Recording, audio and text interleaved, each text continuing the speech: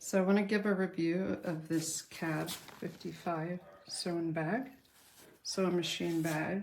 So I was looking for something that was big, the inside measurements being big, so that it can fit my sewing machine with the thread on top. So I have a pretty good sized Brother sewing machine. You can see it fits in there.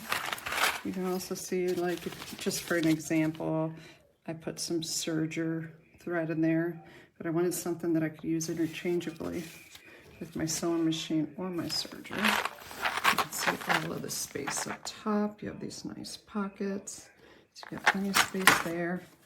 And then you have this big front pocket. You can fit your thread in there.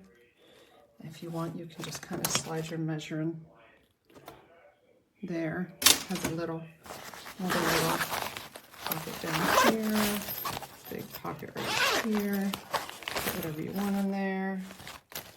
And it also has these two side pockets, very big side pockets actually. You can see how big they are because of my footer right there, presser foot there. And it really just fits a lot of stuff.